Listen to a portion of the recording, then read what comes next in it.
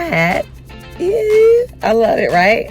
I was in the store the other day and I was like, this gives land. This gives like, yeah, we're on some land buying type shit.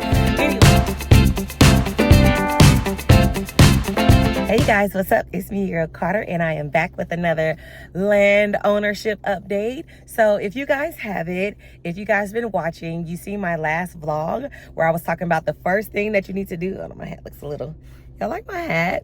Yeah, I love it, right? I was in the store the other day and I was like, this gives land. This gives like, yeah, we're on some land buying type shit.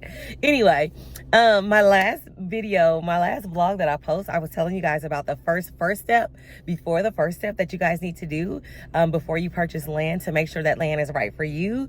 And I hope that worked. I hope that brought you guys some insight, because I feel like for everybody tuning in right now, you're interested. You're like, oh my gosh, this girl is onto something. Or you might have thought about buying land, but you thought it might not have been possible. Or you might want to do something else. You might own a home already. You might have done the things that work for you. And now you want to get into land ownership, like myself. So this is my journey. Real quick, if you guys are new here, hit that subscribe button. And if you're just watching, hit that subscribe button as well. And you guys follow me, turn your notification bell on, and stick with me throughout this journey. Okay, this is a very good one, because I'm interested in this, because a lot of times when I speak to my colleagues, they're like, land, who buys land? You know what I mean? Like, what? They're clueless.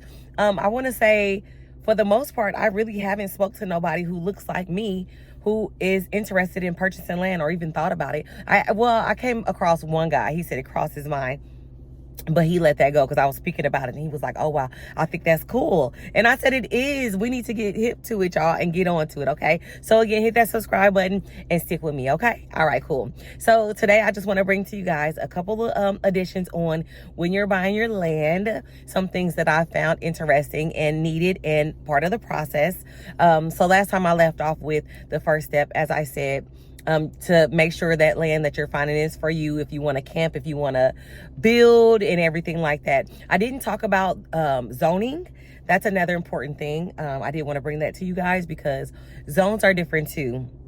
So you do have your restrictions that you have, and you want to make sure that your restrictions allow you to build, allow you to put a tiny home, allow you to do the things that you want to do on it.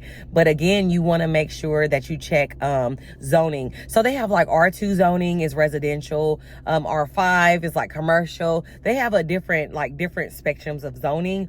And while that's important, you want to check and make sure that even within an R2 zone, if it's a residential, that you want to make sure that the size of the home that you want to build is, you can build that size home on there. You know, say if you wanted to build, just say a 4-family flat, can you even have that many dwellers on that land? Is it in a certain size? Again, I know one of the lands that I'm looking at, the house, well, a few of them, one was like, to build, it had to be no less than 1,200 square feet. One was no less than 800 square feet.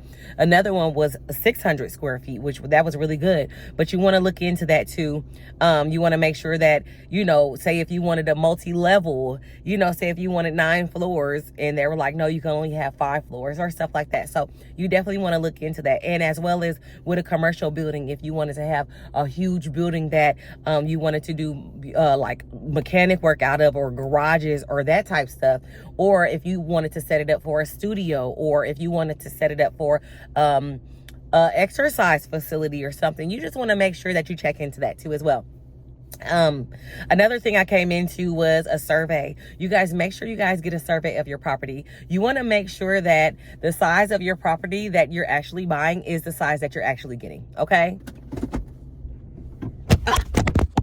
So I say that because the location that I'm actually looking at now, and I say it's mine, Lord willing, it was smaller than what the realtor showed me, although it's still a nice size, so I'm still interested, but it was definitely smaller. A guy was out there. He was actually doing surveys. I had a list of references and resources, and he was on there. So I called the one guy, and he was like, well, he really does all of the surveys for out here.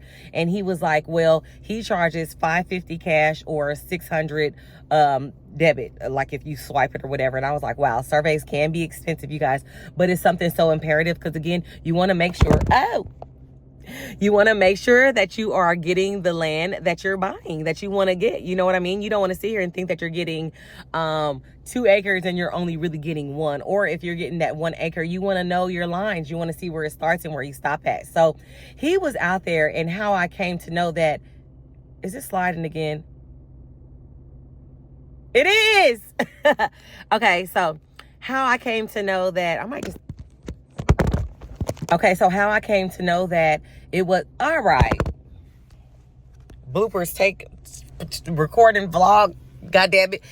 Part 5, take 5. So how I came to know that the land that I was interested in wasn't the actual size, was because I had actually, the guy who was out there who I was saying, I called him, and just so happened he had to do some surveys out there, and he was like, well, I'll go ahead, and what I can do is put the little pink flags on there to show you, to give you just an idea of what you needed. He couldn't do the full survey because I didn't pay him, and I was appreciative for that. So again, when I went out there and I took a look afterwards, it wasn't what I thought, which was fine because it's still good. But you guys want to make sure you definitely get a survey on your property so you can know what you're getting and what are you buying and what you're getting for your money, and make sure that suits for you. And you don't want to be looking at a part of the property like, oh, I can put this part on here, I can put this part on there, and you really can't because it's not even yours. Another thing too is when you go out, you want to, when you find the property that you want to go out and literally stalk that property.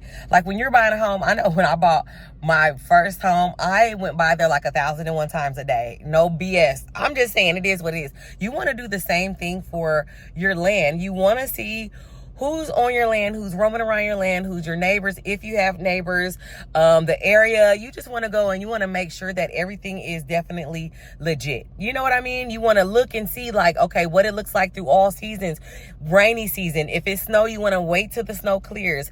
If the snow is clear, you want to see when it's sunny. You want to make sure like the sun is hitting at all the right spots. Or you want to make sure if it's trash out there, you want to lift up piles of trash to make sure it's no holes or something out there like that. One of the lands that I went to, I don't know if I vlogged that in the last one, but it had like these anchors, and so I talked to a guy. He's going to now get the anchors up, so that's a good thing.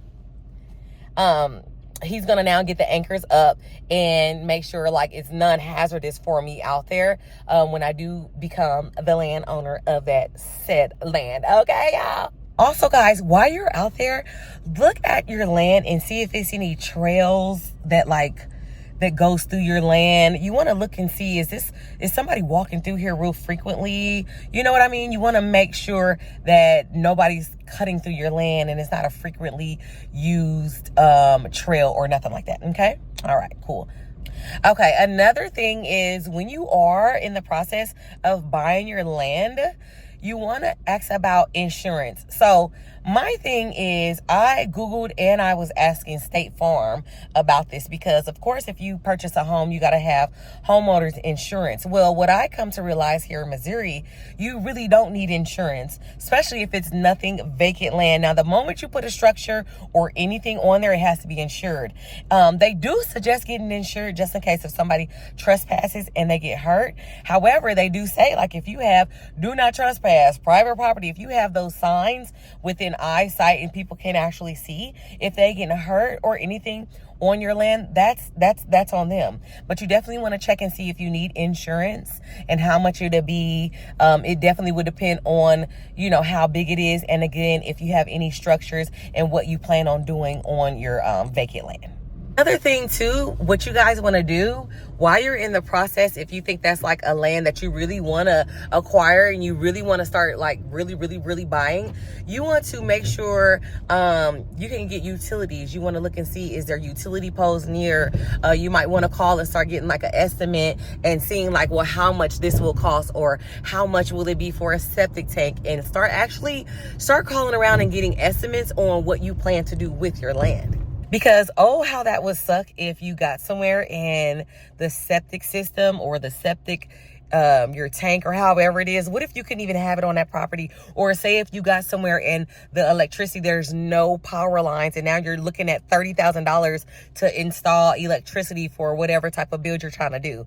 You know what I mean, you guys? So those are some of the things that I've been looking into as I've been looking at my property, my said property that I'm claiming, that I'm very interested in. Thank you guys for watching. I know this is short and quick and sweet. Again, you guys hit that subscribe button. Leave me any comments that I should be looking out for too, that I may be missing, because I'm new on this journey, okay? And I want you guys to come on it with me. I'm brand new. I don't really know too much about this. This is my first buy of many, so I'm excited so we can learn and we can grow together. Always continue to like, comment, subscribe, and share. Bye.